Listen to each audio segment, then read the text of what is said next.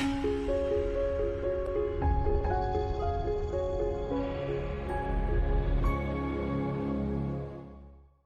this particular video, I'm going to talk about the general methods that fall under feature selection methods. So mainly the feature selection methods can be divided into three groups. One group is called filter methods, another group is called wrapper methods, and yet another group is called embedded methods. That all these three methods, we will see what these methods are and how they are different. Further, all these methods, most of these methods, they share a particular, we must have some criteria. We must have some criteria, which is called evaluation criteria, also sometimes called a score. We have to fix that score. There are a lot of scores, different scores. Which score is going to work for what kind of task is really ill-posed. Sometimes, mostly depends upon data at hand. Sometimes we need to apply several scores and to get some score that is better. And further, other than this evaluation criteria, there's another concept that we must focus on is search strategy. Because we are building subsets, and on subsets we are evaluating the criteria on different subsets. So how these subsets are generated. So that is called a search strategy for searching more and more features. What features we want to keep, what features we want to throw out. So the guide that helps what features to choose, that is called a search strategy. And we will see different kind of search strategies, and we will see different kind of evaluation criteria. But first, I need to focus on filter methods, wrapper methods, and embedded methods one by one. And I need to show you what's the difference between these three methods. And then we will focus on different kind of search strategies and different kind of popular evaluation criteria that is there in feature selection methods. So in the next video, I'll be talking about filter methods, wrapper methods, and embedded methods. Hope to see you in the next video.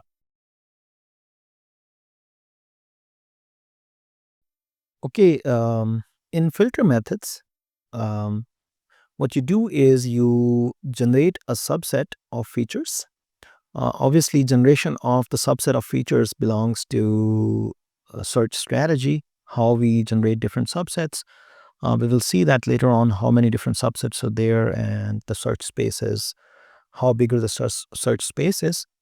But somehow there is let's assume somehow we can generate a subset, we can generate different subsets. We provide the subset, let's say S, subset of features. Let's say the original features are x1, x2, x3, xt, let's say. And we just pick a subset of these features, maybe a few of them, and we give that subset to an evaluation module or evaluation process that has some criteria out of several criteria that have some criterion to evaluate this subset. Once the subset is evaluated based on this score criteria or a score, based on this score, we have a way to accept or reject this subset. If the score is high, we might accept the subset, and that is the best subset that we supply. If the score is not that good, we are not happy with that score, then we will again consult to the feature subset generation module that will generate another subset, maybe a different subset. And let's say previously it generated S1, now it might have generated S2, a different subset. And we evaluate that subset on the criteria, we get the score. If you're happy with the score, if that's a great score, then that's the best subset. Otherwise, we will generate another feature subset and so on. So this module basically is generating a lot of subsets of features. This module is evaluating the subset and building a score on top of that. And based on that score, we will either accept the subset or we will reject that. Once we accept the subset, all the features that are there in that subset, those are selected, and that's a filter method. The filter method does not rely on any machine learning model. So there is no machine learning model. For example,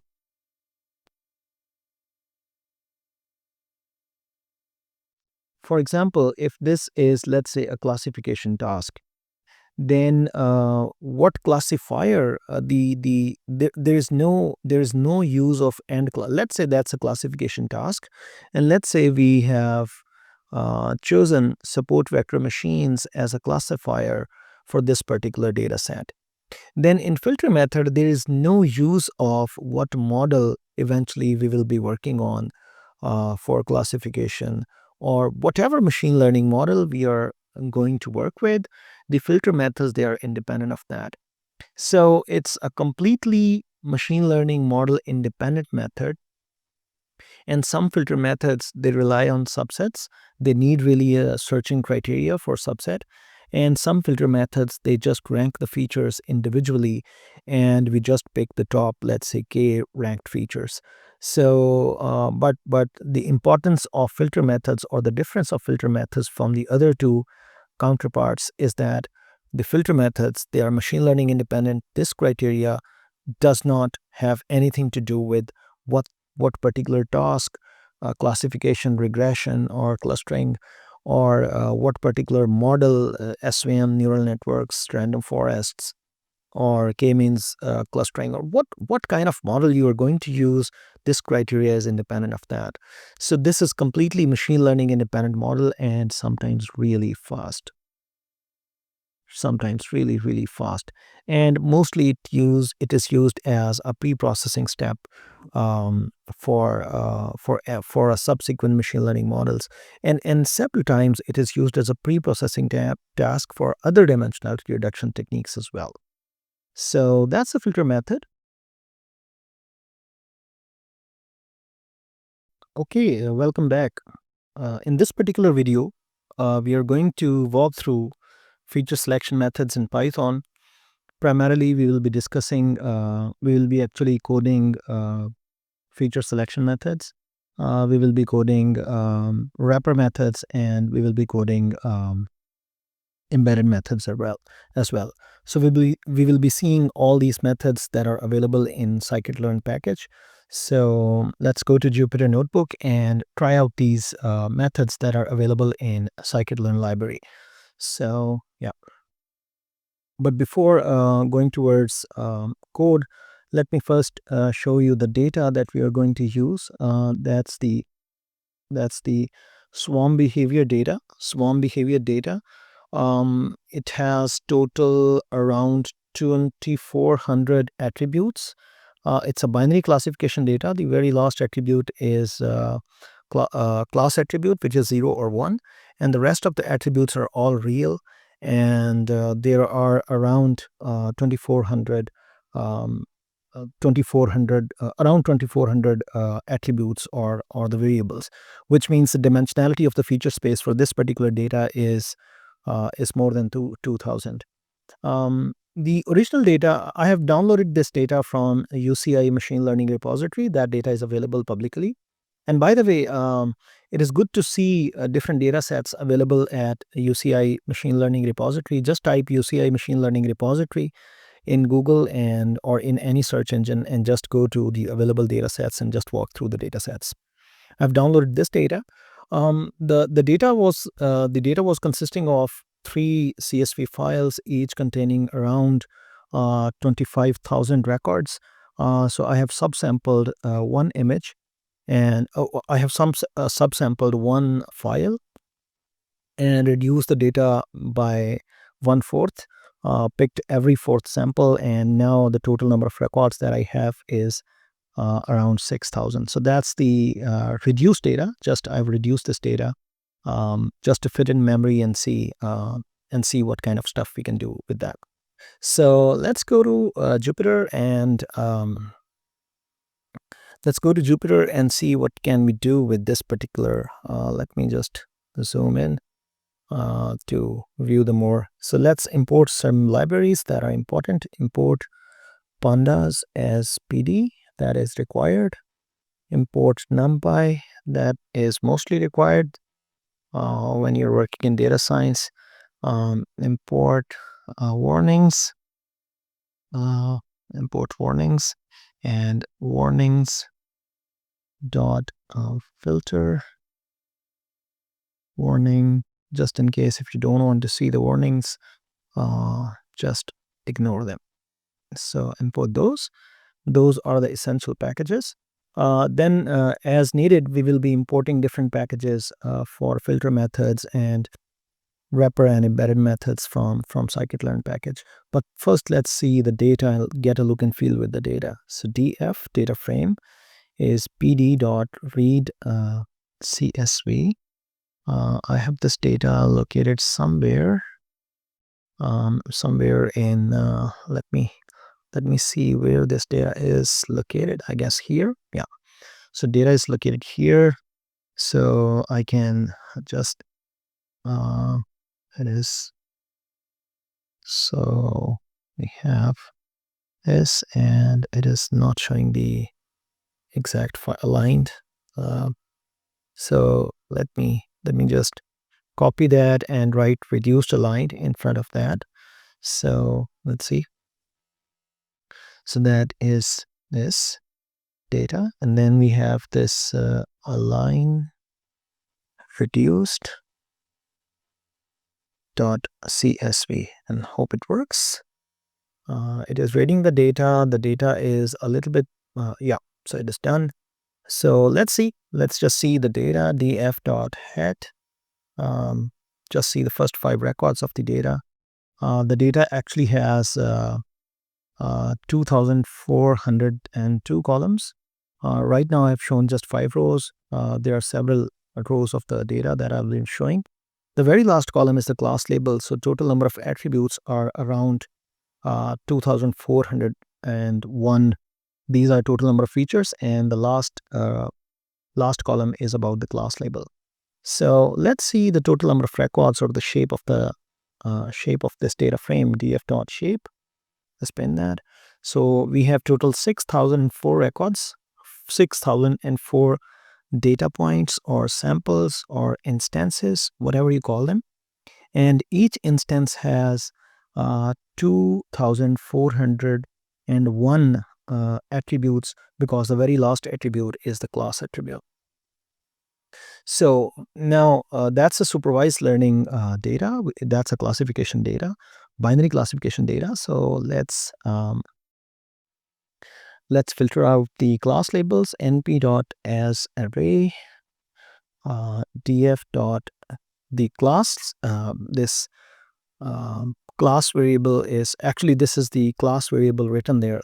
This is not dot class is not a keyword for data frame. It is just the last attribute.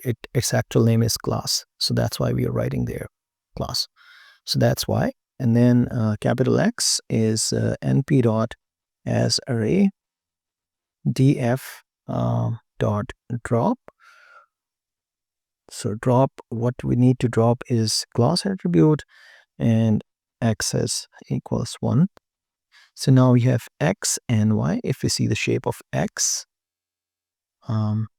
that is 6,004 instances or data points. Each data point is 2,401 dimensional. And if we see the shape of y, then the shape of y will be equal to the total number of instances. We can also see the total number of unique values in y. Unique y. So here the unique values on 0 and 1, because that's a binary classification data. So there are zeros as well as ones. We can also see how many zeros are there and how many ones are there. So for example, y. So y equals to 0. Y equals to 0 dot sum, and that will give us the total number of zeros. So there are around 4,000 of zeros, and around 2,000 are ones. So let's see, y equals to 1 dot sum, That means around 2000. So that's not a balanced data, but with respect to classes, that is not balanced data. With the class 0 has more instances than class 1, but that's fine. In most of the cases, balancedness, in some cases, the balancedness is acquired, but in most of the cases, you can work even with unbalanced data. So now we move into filter methods. So one particular method that is available in Scikit-Learn for feature selection based on the filter criteria is SelectKBest. So let's import that from sklearn sklearn.feature selection. From sklearn.feature selection, import SelectKBest. SelectKBest. So select top S. So import that.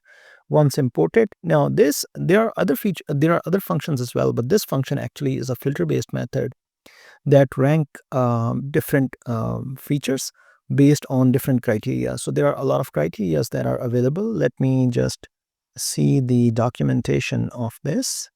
Just write a question mark, shift enter, and the documentation will open up in the browser. So that's the function, your function x and y. K is the total number of features that you really want.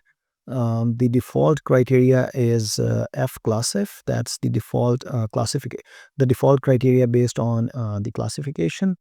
Then you have other criteria as well.